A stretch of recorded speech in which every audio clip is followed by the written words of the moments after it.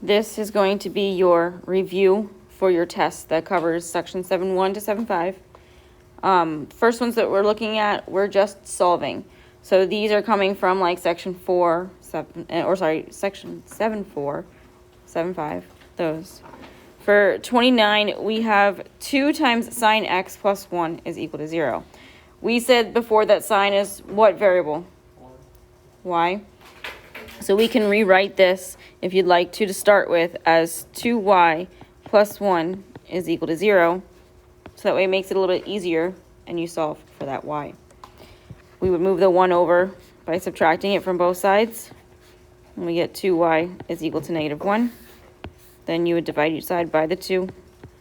And you have that y is negative 1/2. So you want to look at that unit circle and find the ordered pairs that have a y value of negative 1/2. Their radian will be what your answer is. So if you look at that unit circle, that negative 1/2 on y is at 7 pi over 6, as well as 11 pi over 6. So those two are your answers. For number 30, we have the square root of 2 times sine x plus 1 is equal to 0. So again, we said that sine is our y. So this is the same thing as saying the square root of 2 times y plus 1 is equal to 0. If we solve for y, we're going to move the 1 over by subtracting it from both sides. So we get the square root of 2y, or 2 times y, is equal to negative 1. Then we divide each side by the square root of 2. That gives you y is equal to, if you rationalize that denominator, that's going to be the negative square root 2 over 2. So we look at that unit circle, find where your y value is the negative square root 2 over 2.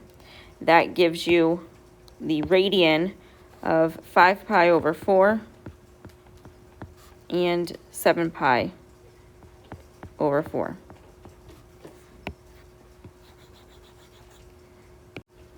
For number 45, we have 4 times cosine squared x minus 1 is equal to 0. Cosine is also our x value.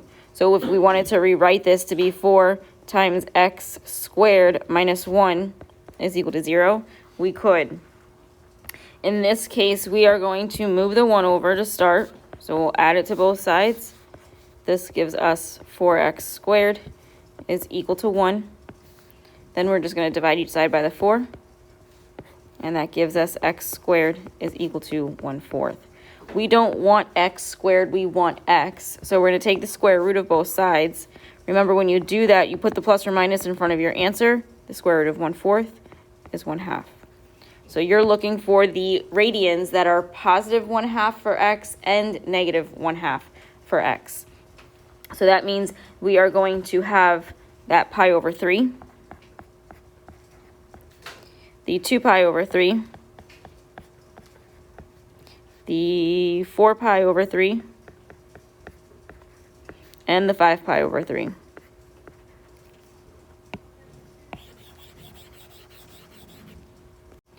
For 36, we have cosine x times cosine x minus 1. We again said cosine is x, so this is the same thing as saying x times x minus 1 is equal to 0. Since this is factored for us, we can set both of these equal to 0. So we have x is equal to 0 and x minus 1 is equal to 0. The only one that you'd have to solve is that x minus 1 is equal to 0. So we would add the 1 over and get that x is 1. So look at your unit circle. Take the radian from wherever x is either 0 or 1. If we look at where x is 0, that's pi over 2, as well as 3 pi over 2. If we look for where x is positive 1, that's just 0.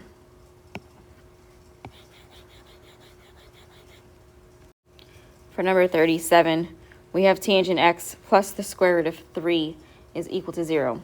This one, if you want to leave it as tangent, you can. You would just move the square root of 3 over by subtracting it from each side. So we'll have the negative square root 3 that this is equal to.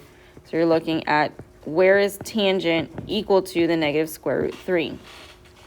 If we look back at your unit circle, that negative square root 3 is at your, where did we say it was? Your it's pi over 3 is your positive square root here. Let's just look at it. Your positive square root 3 is at the square root of the pi over 3. Your negative square root 3 is at 2 pi over 3, as well as 5 pi over 3. So 2 pi over 3 and 5 pi over 3. You just change the tangent to y. Y over x. Oh. Yeah, that's why I gave you the tangents to start with on that unit circle, so that way you have all of them done already. To me, I memorized them. You could do that too, or you can just do the y value divided by the x value for each of the ordered pairs in the first quadrant. Once you have those tangents for the first quadrant, they literally mirror each other in the other quadrants. So you can mirror the first quadrant with quadrant 2, then quadrant 2 with quadrant 3, then quadrant 3 with quadrant 4. And that'll only be for tangent? That's only with tangent, yeah. If we look at number 38, we have sine x plus 1 is equal to 0. Again, we said that sine is y. So if we rewrite this as y plus 1 is equal to 0, we would just move the 1 over by subtracting it, and we get y is equal to negative 1. So look at your unit circle. Wherever y is negative 1, that radian is your answer. The only place that y is equal to negative 1 is at 3 pi over 2. So that's your only solution here. For number 40, we have tangent squared x minus 1 is equal to 0. I like working with tangent as tangent until the very end, so I'm going to move the 1 over by adding it to both sides. This gives me tangent squared x is equal to 1. In order to get tangent, instead of tangent squared, we're going to take the square root of both sides. Again, we said when we take the square root of both sides, that plus or minus goes in front of our answer. So tangent x is going to equal plus or minus 1. Refer to the unit circle that I gave you, what your tangents are for each of those ordered pairs. Wherever it is positive 1 or negative 1, the radians of those will be your answer. So that's going to give you pi over 4, 3 pi over 4, 5 pi over 4, and 7 pi over 4.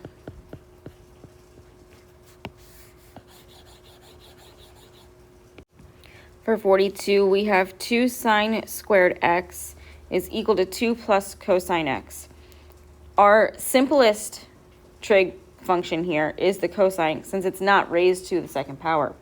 So change that sine squared x into cosine somehow.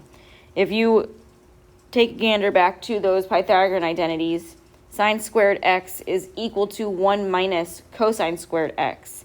So we can rewrite this as 2 times 1 minus cosine squared x is equal to 2 plus cosine x. From here, if you want to rewrite cosine as x to work with that variable instead of the whole word cosine, you can do that. It would just give you 2 times 1 minus x squared is equal to 2 plus x. You're going to distribute that 2 in on the left side. So that gives you 2 minus 2x squared is equal to 2 plus x. You have an x squared here, so you want all of your terms on the same side. I want to work with a positive x squared, so I'm going to move that 2x squared over by adding it to both sides. I'm also going to move the 2 over by subtracting it from both sides. So this 2 is going to cancel out. The 2x squared is going to cancel out. It's going to equal to 0. The 2 on the right side is going to cancel out. So where you just have 2x squared plus x is equal to 0. You're going to factor this. The 2x squared and the x share a common factor of x. So we'll divide out the x. And that gives us x times 2x plus 1 is equal to 0. From here, you're going to set each part equal to 0. So that gives you x is equal to 0 and 2x plus 1 is equal to 0. Your x is equal to 0. Don't have to solve it. The 2x plus 1 is equal to 0. subtract your 1 from each side. You have 2x is equal to negative 1. Then divide each side by the 2. And you have that x is negative 1/2. So refer to your unit circle. Anywhere where x is 0, that radian is one of your answers. So if we look for that first, x is 0 at pi over 2, as well as 3 pi over 2. X is also equal to negative 1/2. So if we look for that negative 1/2, that gives us 2 pi over 3, as well as 4 pi over 3. So all 4 of these are solutions. If we look at our next question, we have sine squared x plus cosine x plus 1 is equal to 0. Again, we have both sine and cosine here. You want the most simplest one. Cosine is not raised to a power, so change the sine squared x into cosine. We said that if we use our Pythagorean identities, that sine squared x is equal to 1 minus cosine squared x. So we're going to rewrite this first to be 1 minus cosine squared x plus cosine x plus 1 is equal to 0. Again, cosine is x. So if you want to rewrite this as 1 minus x squared plus x plus 1 is equal to 0, you can do that, and then it's simpler. You have like terms with the 1 and the 1. So if you combine those, you get negative x squared plus x plus 2 is equal to 0. We don't want to work with that negative in front of that x squared, so we're going to factor out a negative 1, which is going to change the sign on each of those terms. So ultimately, we're working with x squared minus x minus 2 is equal to 0. You can factor this. That negative 2 has factors of negative 2 and positive 1 that equal negative 1. So this gives you x minus 2 times x plus 1 is equal to 0. Set these both equal to 0 and solve them. X minus 2 is equal to 0. X plus 1 is equal to 0. Gives you, if you move the 2 over, x is equal to 2. If you move the 1 over, x is equal to negative 1. If you look at your unit circle, there is nowhere on that unit circle where x is equal to 2. So cross that out. Don't work with it. However, if you look at your unit circle, there is exactly 1 radian where x is equal to negative 1 in that ordered pair. That radian is just pi. If we look at our next question, number 61, we are working with cosine x over 4 is equal to 0. So because we're working with cosine, we want the x values for 0. If you look at your unit circle, the x values for 0 are pi over 2, as well as 3 pi over 2. If those x values are those pi over 2 and that 3 pi over 2, we are going to set that x over 4 equal to both of those. So the pi over 2 and the 3 pi over 2. From here, solve. You want x, not x over 4, or x divided by 4. So take the inverse of that, multiply it on both sides. Those 4's cancel. To give you x is equal to 4 pi over 2, which simplifies to just be 2 pi. For the x over 4 is equal to 3 pi over 2. Multiply each side by the 4. That gives you 12 pi over 2, which also simplifies to be 6 pi.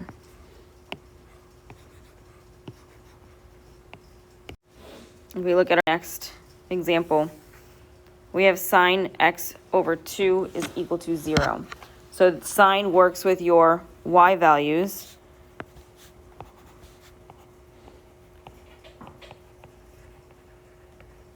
Find the y values or find the ordered pairs where your y values are 0. you look at your unit circle and find that those y values are 0, you're at 0 and pi. So the part that you're going to set equal to both of these is that x over 2. So you're going to have x over 2, or x divided by 2 is equal to 0, as well as x over 2 is equal to pi.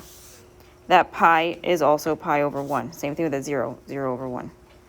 In order to get the 2 out of the denominator, it's instead of dividing, we're going to multiply each side by the 2.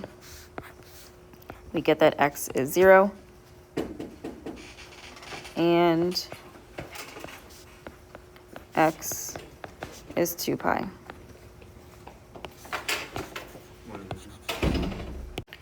For 68, we have tangent x over 3 is equal to 1.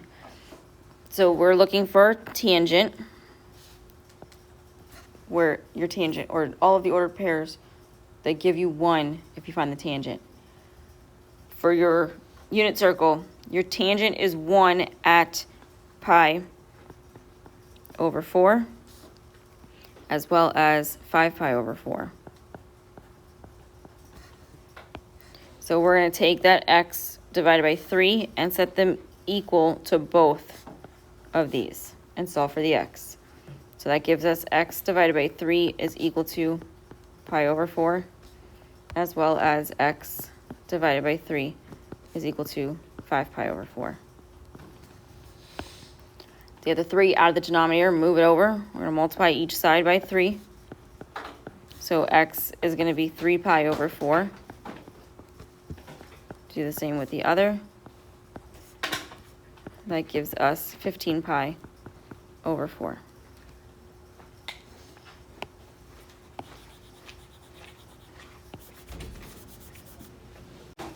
So number 7, we have 3 times tangent squared 2x minus 1 is equal to 0. Your whole idea with this is to first get that tangent squared by itself. That 2x is going to have to stay with it as well. So that 1 you're going to move over. So we're going to add it to both sides. This gives us 3 times tangent squared 2x is equal to 1. From here, we're going to divide each side by the 3. So we have tangent squared times 2x is equal to 1/3. You don't want tangent squared, you want tangent. So take the square root of both sides here. This gives you tangent 2x is equal to plus or minus 1 over the square root of 3. You can't leave the square root of 3 in the denominator, so rationalize your denominator. Multiply top and bottom by the square root of 3. This gives you tangent 2x is equal to plus or minus the square root of 3 over 3.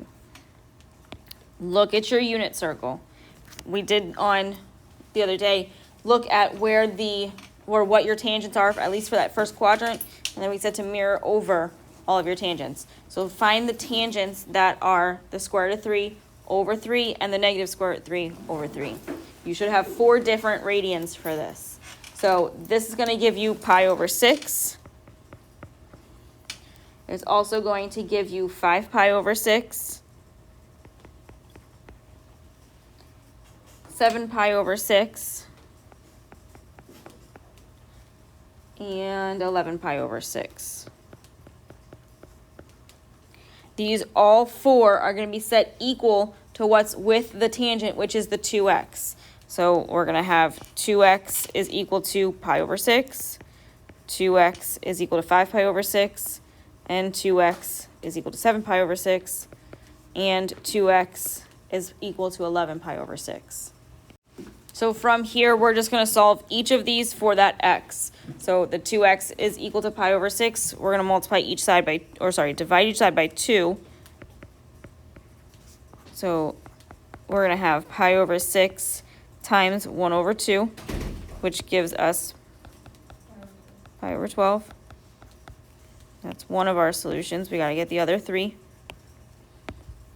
Next, for that 2x is equal to 5 pi over 6, do the same thing.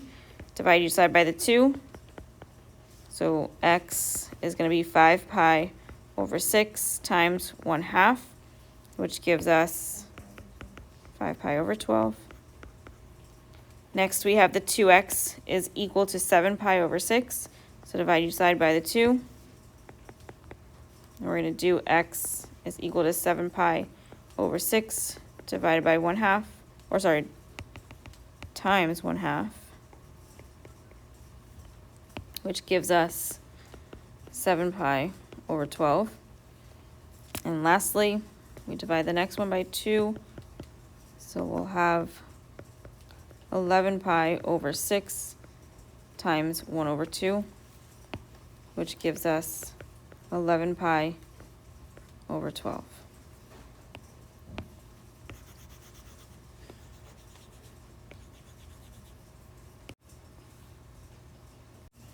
For number 8, we're given 4 cosine squared 2x minus 2 is equal to 0.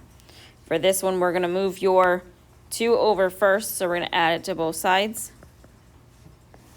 This gives us 4 times cosine squared 2x is equal to 2. We divide each side by the 4. We get cosine squared 2x is equal to 1/2. Again, you want cosine, not cosine squared. So we're going to take the square root of both sides. So that's going to give us cosine 2x is equal to plus or minus 1 over the square root of 2. If we multiply top and bottom here by the square root of 2, this gives us cosine 2x is equal to plus or minus the square root of 2 over 2.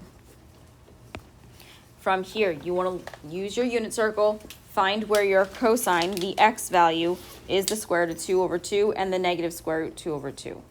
That gives us pi over 4, 3 pi over 4, 5 pi over 4, and 7 pi over 4.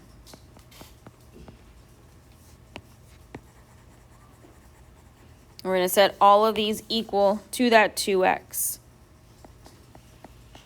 So it's going to be 2x is equal to pi over 4, 2x is equal to 3 pi over 4, 2x is equal to 5 pi over 4, and 2x is equal to 7 pi over 4. We're going to do the same thing with these that we did with the ones before it, and we're going to divide each side by 2. So cute, change, flip, that's pi over 4 times 1/2. We also are going to have 3 pi over 4 times 1/2, 5 pi over 4 times 1/2, and 7 pi over 4 times 1/2. So this gives us that x is equal to pi over 8, 3 pi over 8, 5 pi over 8, and 7 pi over 8.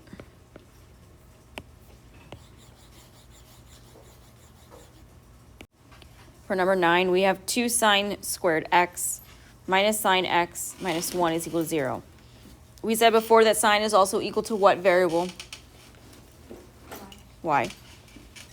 So this can be rewritten as 2y squared minus y minus 1 is equal to 0. Your a is something other than 1. So multiply the 2 times the negative 1. That gives you negative 2. Find the factors of negative 2. That add up to be negative 1. That's 1 and negative 2. So this can get rewritten, or will be rewritten as 2y squared plus y minus 2y minus 1 is equal to 0. If we factor this now by grouping, we're going to factor out a y from the first set of parentheses. We're going to factor out a negative 1 from the second. From here, it's going to give you y times 2y plus 1 minus 1 times 2y plus 1 is equal to 0. Your two sets of parentheses are identical to one another. So rewrite this again as 2y plus 1 times y minus 1 is equal to 0. Now that you're completely factored, you can you can set each part equal to 0 and solve each of them. So you have 2y plus 1 is equal to 0, as well as y minus 1 is equal to 0.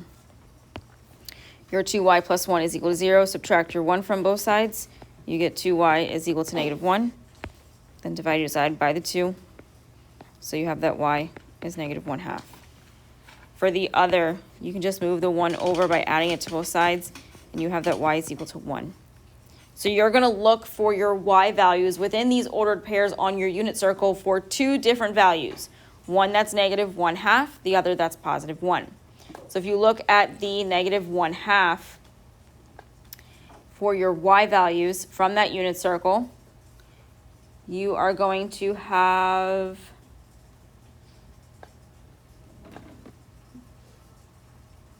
the 7 pi over 6 and the 11 pi over 6.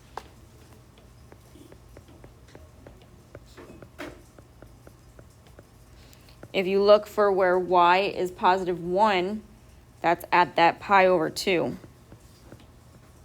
And it's only at that pi over 2.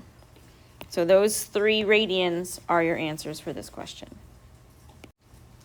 If we look at the last section from your review, you're going to be using these trig identities.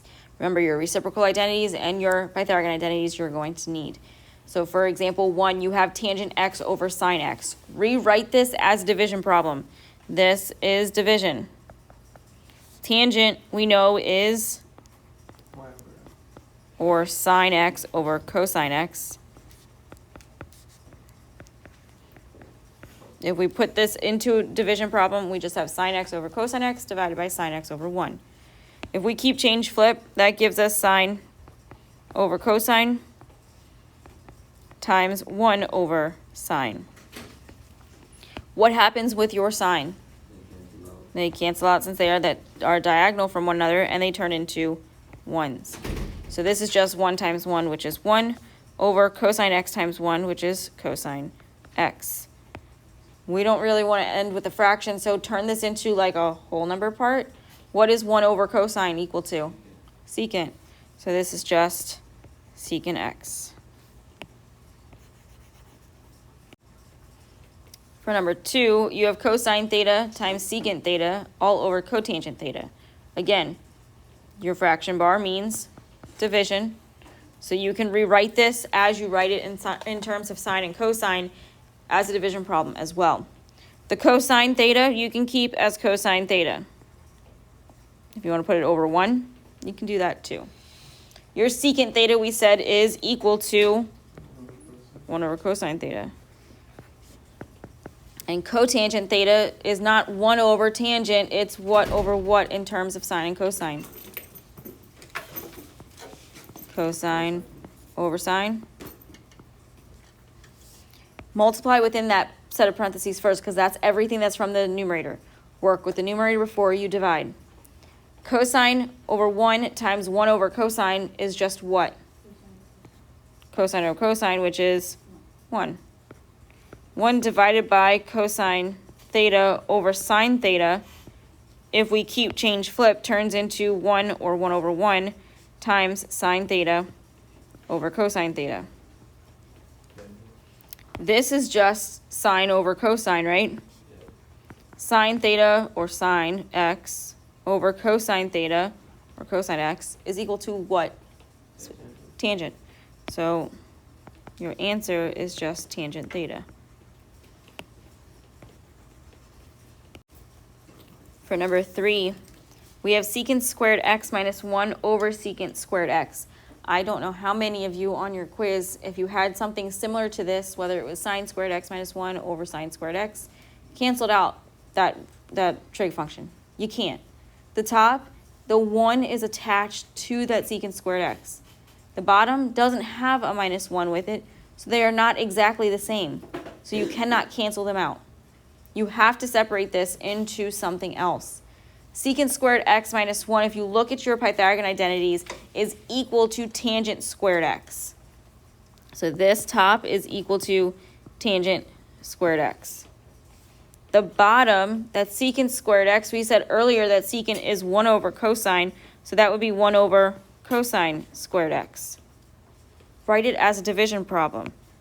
You have tangent squared x divided by 1 over cosine squared x. We should turn the tangent into terms of sine and cosine though, right?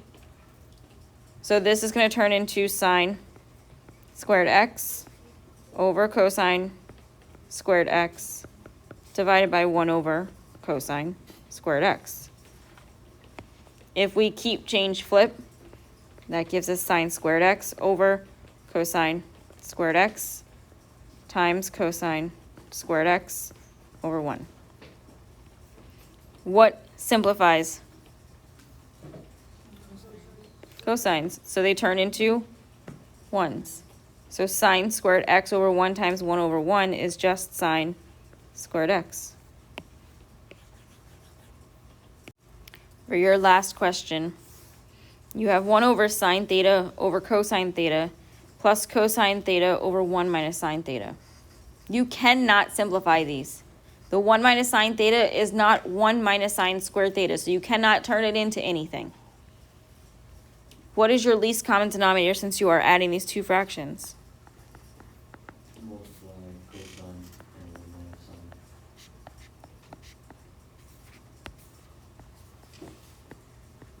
So your least common denominator is cosine times 1 minus sine. The first fraction is missing what? 1 minus sine. 1 minus sine. So you multiply top and bottom by 1 minus sine.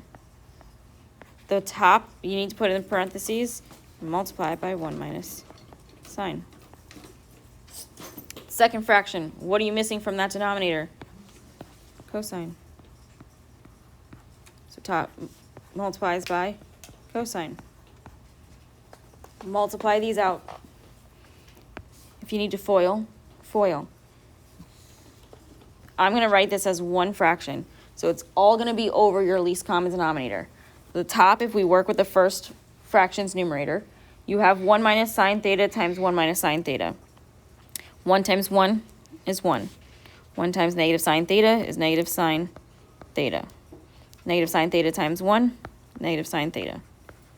Negative sine theta times negative sine theta is a positive sine squared theta.